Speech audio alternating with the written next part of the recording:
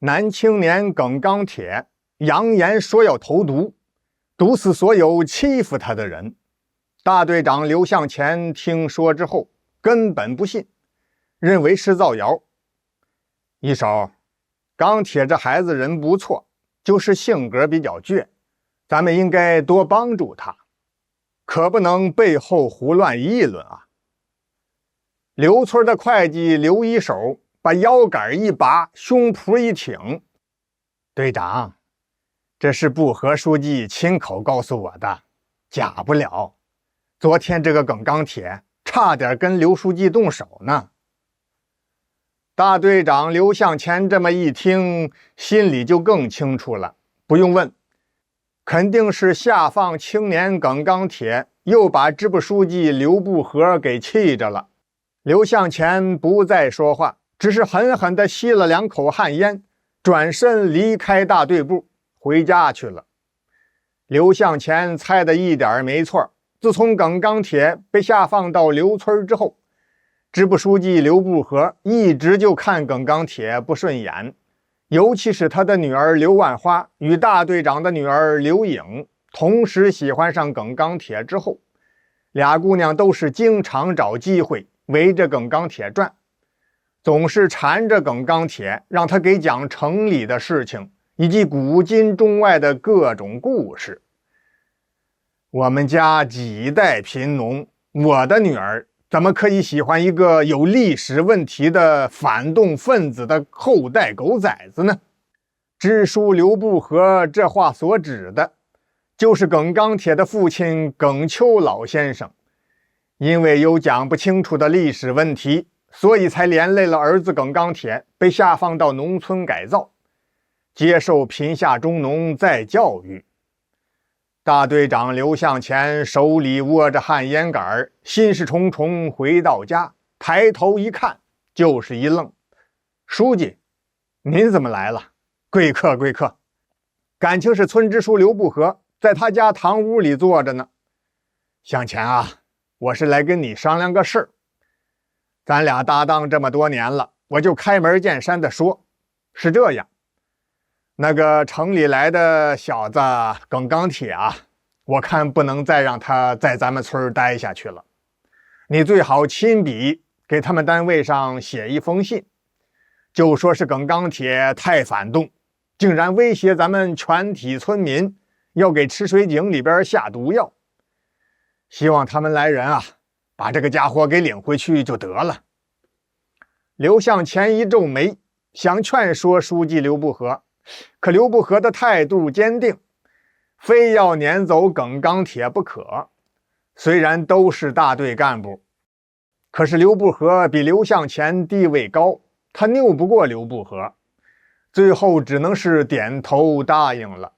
当晚，大队长刘向前便以大队部的名义，按照支部书记刘不和的意思，连夜写好了一封信，交给了通讯员，同时呢，还偷偷附上了一封匿名信，也是发给耿钢铁城里的单位领导的，意思是为耿钢铁说一说公道话，请求耿钢铁原单位领导别相信那封大队部的信，不要派人来把耿钢铁给领回去。因为刘向前十分清楚，要是那样的话，耿钢铁肯定会更受罪，因为他爹的历史问题还没有搞清楚，耿钢铁也会跟着更加倒霉。信发走之后，支书刘不和挺高兴，就盼着城里来人了，好把耿钢铁早点带走。大队长刘向前是忐忑不安，他不知道同时收到那样的2封信，耿钢铁原单位的领导会是一个什么想法，能采取怎样的行动。一晃过去了好多天，按说信早就该寄到了，可是等了1天盼2天，书记刘不和总也没盼到那城里来人。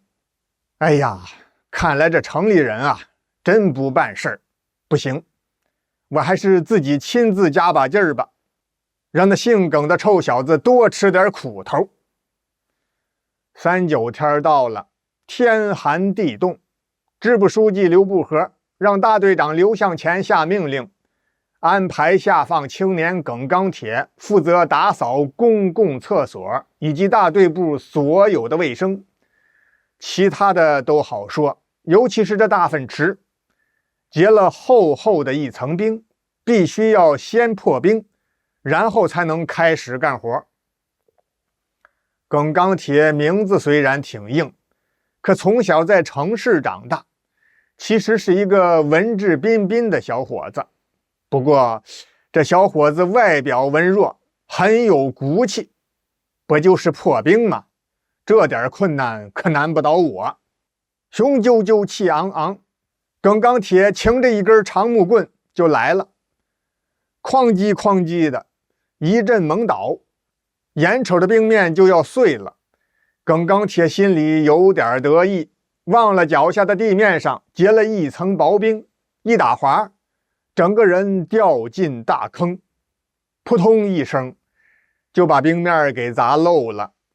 你想这滋味能好受吗？那么冷，人泡在里边，爬又爬不上来。哎，在这危急时刻，幸好有2个姑娘一起来找耿钢铁了。谁呀？就是那大队长刘向前的女儿刘颖和支部书记刘不和的女儿刘万花。这2位姑娘真够意思，为了把耿钢铁拉上来，2个人也全掉到大坑里了。3个人大声呼救，社员们七手八脚的，总算是把几个人给救了上来。这事儿可把支部书记刘不和给气坏了，不让女儿回家。于是大队长刘向前把3个年轻人都带回了自己的家，让妻子烧了2大锅热水，让几个孩子洗澡换了干净衣服。耿钢铁感冒发烧病倒了，躺在大队长家卧床养病。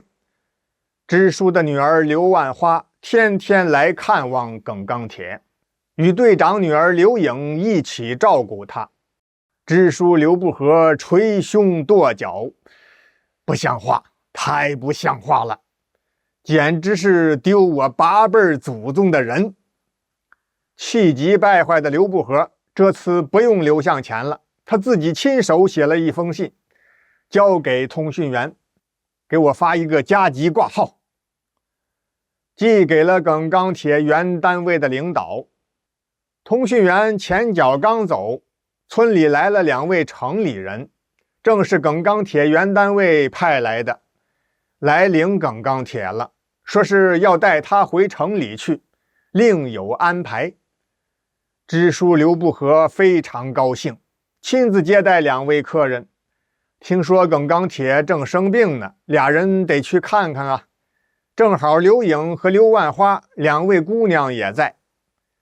2位领导，耿钢铁病得太重了，还是让他留下来吧，否则会出人命的。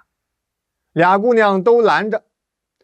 单位来人这么一看，哎呦，脑门真烫，看来的确是在发高烧，病得不轻。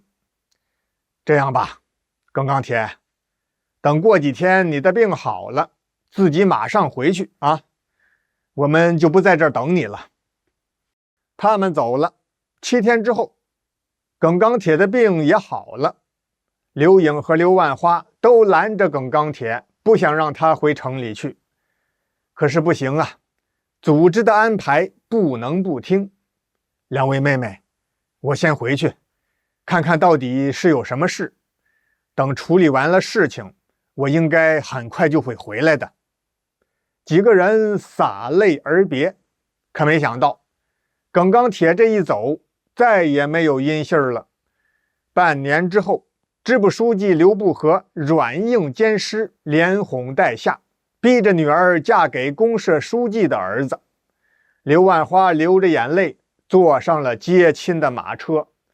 大队长刘向前也是很担心痴情的女儿，托媒人给刘颖介绍对象，全被刘颖给拒绝了。这刘颖跟刘万花的性格大不相同，他要亲自找到耿钢铁，当面看一看到底是怎么回事。买了一张火车票，刘颖就来到了省城，找到耿钢铁的单位一问，人家说是耿钢铁啊，又到另一个农村去改造去了。